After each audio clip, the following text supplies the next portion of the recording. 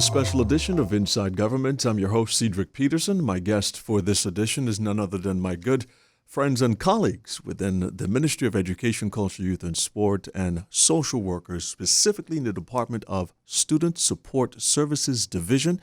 First, Ms. Tamara Groeneveld and Ms. Sharitza Peterson. Ladies, once again, it's great to have you inside government. Thank you so much for joining us.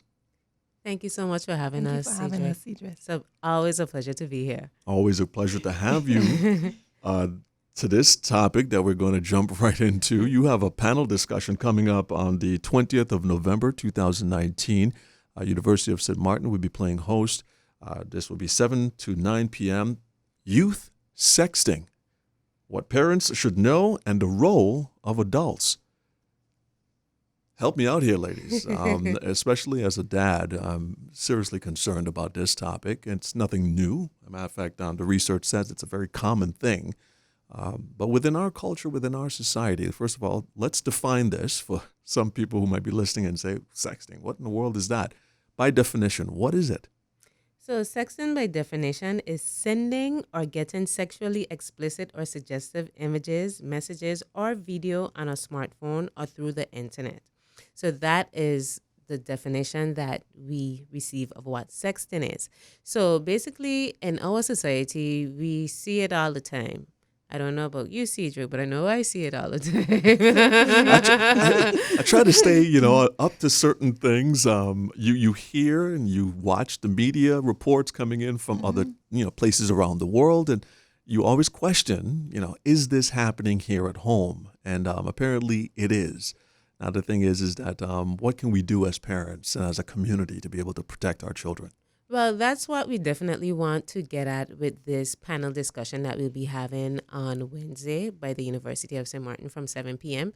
We have invited a very diverse group of panelists, one of them being Wichna Mentor. She works in school, but she wouldn't be representative or representing the schools, rather.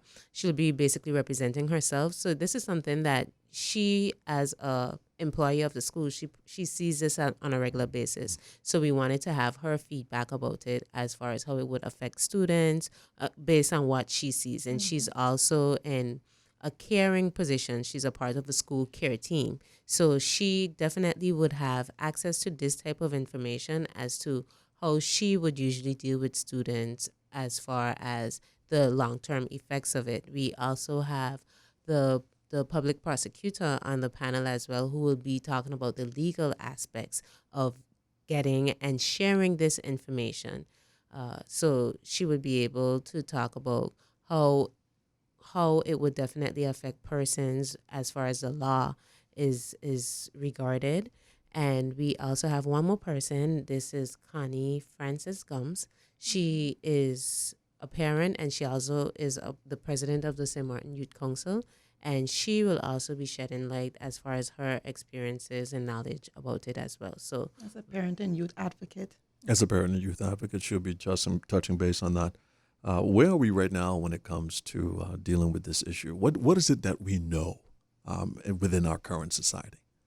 What is it that we know? Well, we know a lot of things, because I can tell you from experience, Cedric, we know that children are getting smart devices from a much younger age.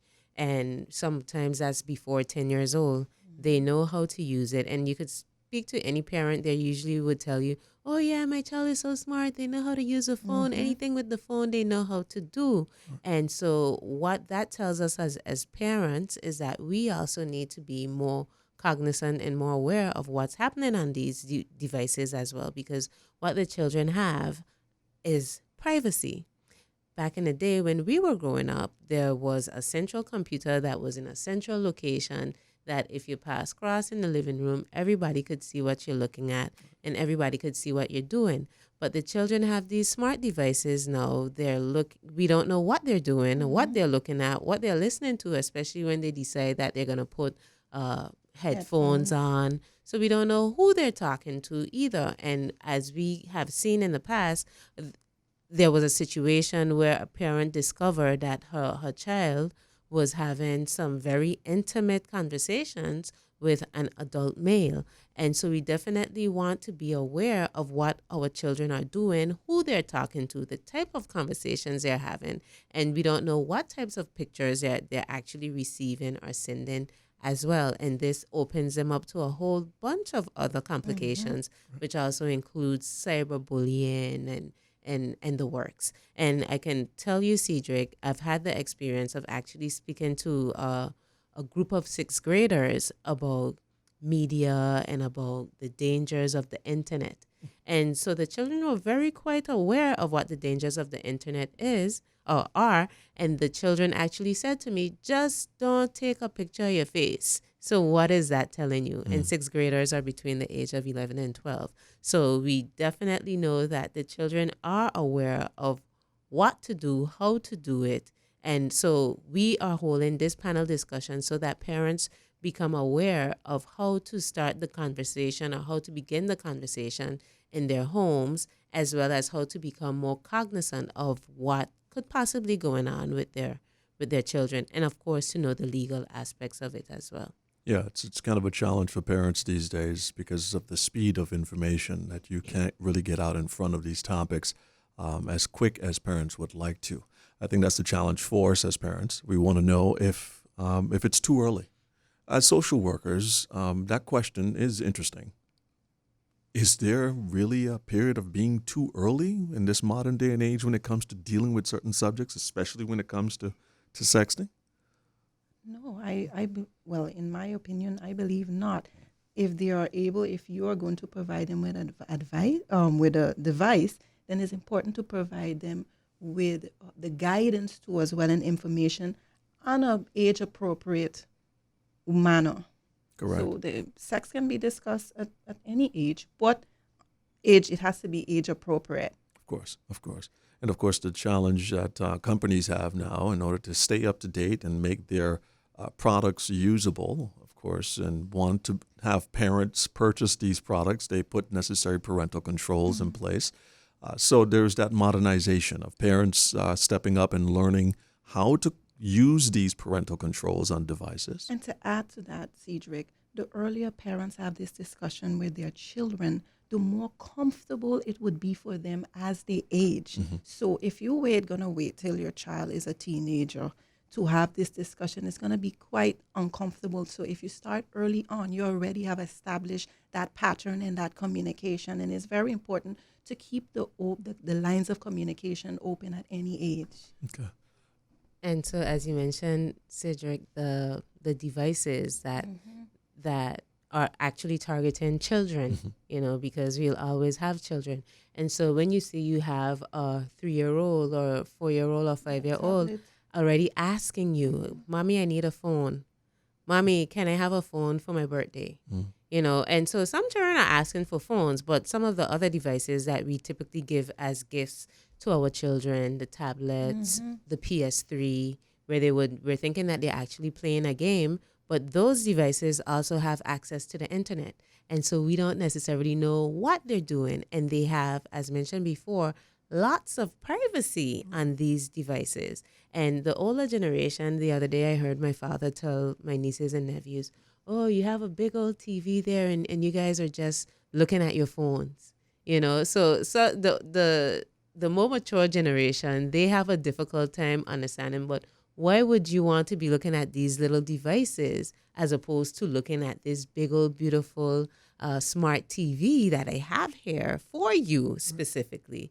But the children are they're more savvy, or they're more comfortable actually they're looking at what they want to look at, not what everybody else wants to look at on a big television screen. So we definitely have that differentiation in generations as well, where the children want more privacy these days, and they have a sense of it's all about me, what I want to do. That's and right. It doesn't necessarily matter.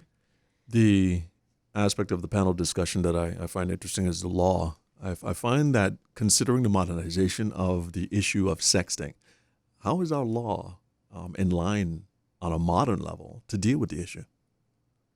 Well, in terms of our law, the Youth and Moral Department, I know of the police, they usually see a lot of these types of cases. And I've spoken to Dinsha Muller in the past, and she said that, I know she said that there are laws in regards to that, but by us bringing in the public prosecutor, I mean, sometimes when we get maybe like an explicit image on our phones of maybe something that could be circulating in popular media, maybe of a child or something happening at a school that might be sexually explicit, we might unconsciously just share it Right. to our friends or share it in a group chat or share it to somebody else. But there are implications and laws in regards to that. If you're sharing videos of minors, what is that? Child pornography. What is it exactly? We don't necessarily know. So by having the public prosecutor come in to actually explain the details of this, we would be able to educate the community and as well educate ourselves, because we might probably be doing something illegal, Right. Exactly. unbeknownst to us. Data gathering is a focus that we have as an organization overall. Yeah. Where are we in regard to getting more data as it relates to this issue surrounding sexting and of course, our youth involvement? Is there any data?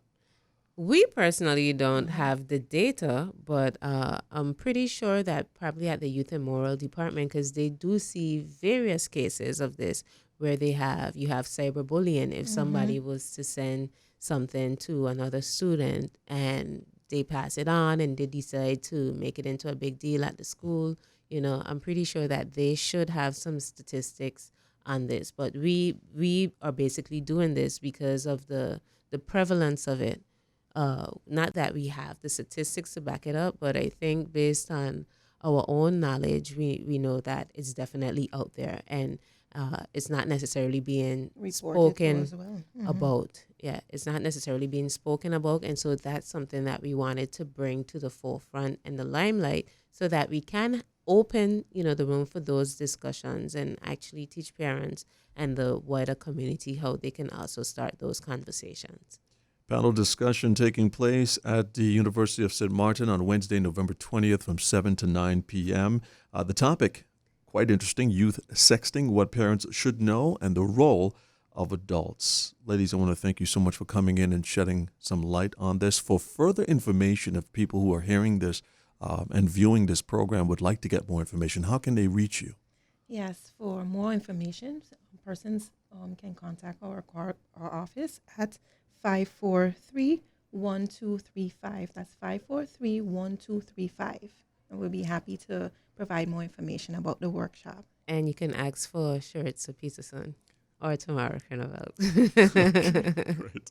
Social workers at the Student Support Services Division under the Ministry of Education, Culture, Youth, and Sport, Ms. Tamara Kroneveld and Ms. Sharitza Peterson. Thank you so much for coming in and being a part of this.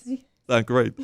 And of course, to our viewers and listeners, thank you for tuning in and being a part of this special edition of Inside Government. If you've missed a broadcast, be sure to visit the official Facebook page of the Government of St. Martin. That's facebook.com/SXMGOV for video on demand. And be sure to listen throughout the course of the day on St. Martin Gov Radio 107.9 FM.